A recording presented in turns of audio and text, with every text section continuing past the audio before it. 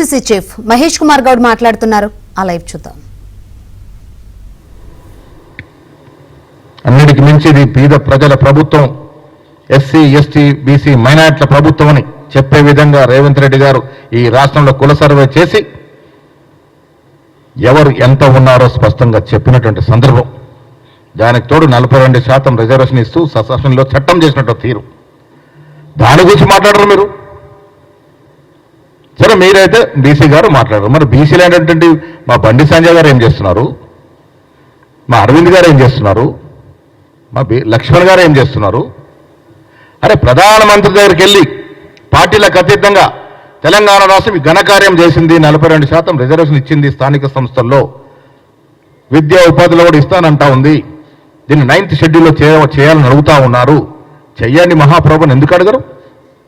కుంటి సాగు చెప్తారు మైనార్టీలు దాంట్లో ఉన్నారని. మీ గుజరాత్లో మైనార్టీ రిజర్వేషన్ ఇస్తలేరా?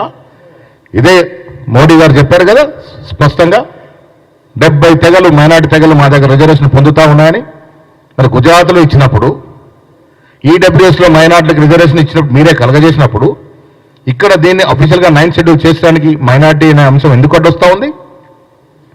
మీకు చిత్తశుద్ధి లేక, చేయాలనే తపన లేక కుంటి సాగులు ఎత్తుకుంటా ఉన్నారు మీరు. బండి సంజయ్ గారు కానీ, కిషన్ రెడ్డి గారు కానీ ఈ పగటి కళ్ళు కనడం మానేయాలి. తెలంగాణలో బీజేపీ అనేటువంటి పార్టీ అధికారులకు రావడం కల్లా జరగదుగాక జరగదు. మీకు ఒక్క ఛాన్స్ ఇచ్చే అవకాశమే లేదు. కారణం, మీరు ఎప్పుడు తెలంగాణ కోసం పాటుపడలేదు, తెలంగాణ కోసం తప్పించలేదు, తెలంగాణకు రావాల్సిన ప్రాజెక్టుల గురించి మాట్లాడలేదు, దానికోసం ప్రయత్నము చేయలేదు. విభజన హామీల గురించి ఎప్పుడు మాట్లాడలే, రావాల్సిన నిధుల గురించి మాట్లాడలే, రావాల్సిన ప్రాజెక్టు గురించి మాట్లాడలే. ప్రొద్దున లేస్తే మతము, కులము, ప్రాంతము. 11 ఏళ్ళు కాలయాపన జరిగింది మతం పేరిట. ఇంకా ప్రజలు మిమ్మల్ని ఆదరిస్తారనుకుంటే అది పొరపాటే అవుతుంది కిషన్ రెడ్డి గారు. ఇలా కాంగ్రెస్ ప్రభుత్వం ఈ రాష్ట్రంలో ఎన్నికలకు ముందు ఇచ్చినట్టు హామీలు ఎంత కష్టమైనా కేసీఆర్ అనేటువంటి మాజీ ముఖ్యమంత్రి ఈ రాష్ట్రాన్ని దివాలా తీసి ఈ రాష్ట్రాన్ని ఆర్థిక విధ్వంసం సృష్టించి ఎక్కడ లేకుండా దీనస్థితిలో పెట్టిపోయినా కష్ట నష్టాలకు ఓర్చి కూడా మేము ఇచ్చిన వాగ్దానాలు ఒకటొకటిగా ఇస్తా ఉన్నాము. మేము ఇచ్చిన మాట ఎక్కడ కూడా జారవిడ్చకుండా ముందుకు పోతా ఉన్నాము. కేంద్రం సాయం ఇచ్చినా ఇవ్వకపోయినా, సవతిపల్లి ప్రేమ ప్రకటించినా, మీరు చూసినా చూడకపోయినా మాది మేము సర్దుకుంటూ ముందుకు పోతున్నటువంటి తరుణం.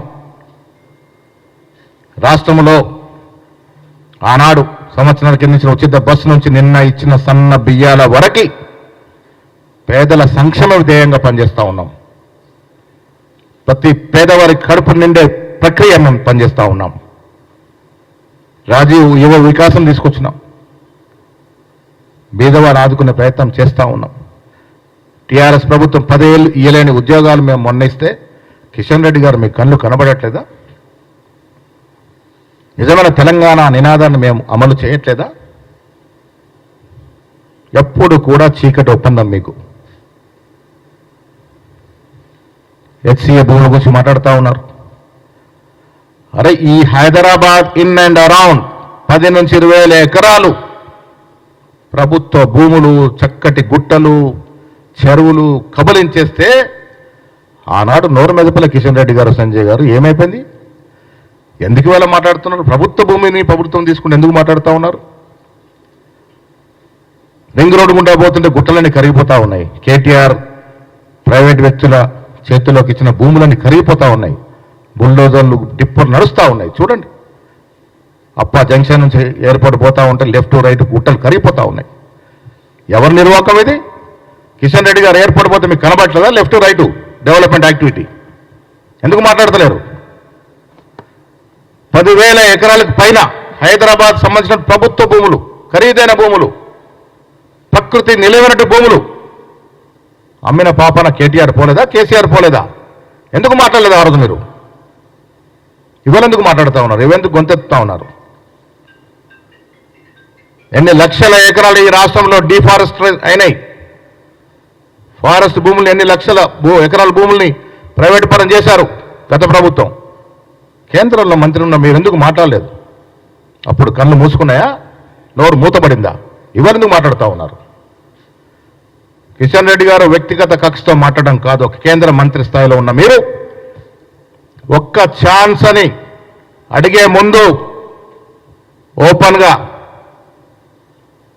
పత్రికల ముందు వచ్చి మీరు ఏం చేశారు ఈ తెలంగాణ కోసం, మీరు ఎమ్మెల్యేగా కేంద్ర మంత్రిగా ఇన్నేళ్ల రాజకీయ ప్రస్థానంలో తెలంగాణ కోసం ఏం చేశారో ఒకసారి వైట్ పేపర్ ఇవ్వాల్సిందిగా నేను డిమాండ్ చేస్తా ఉన్నాను.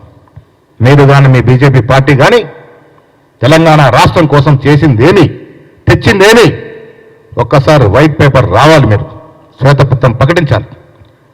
ఆ తర్వాతే ఒక్క ఛాన్స్ గురించి అడగాలి. మంత్రులుగా ఉండి సంజయ్ గారు మంత్రి అనే స్థాయి కూడా మర్చిపోయి అక్కడేదో ఉనికిపోతా ఉందని విచ్చలుడిగా మాట్లాడుతూ ఉన్నారు. ఏఐసిసి నడుపుతుంది రాష్ట్రాన్ని అంటా ఉన్నారు.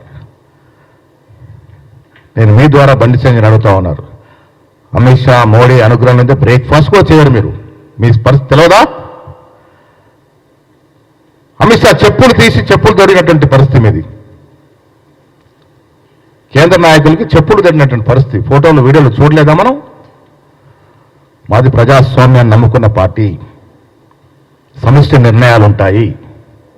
ఎస్, భాజపా ఏఐసిసి పిసిసి కలయికతో నిర్ణయాలు చేస్తాం. మాదొక పద్ధతి.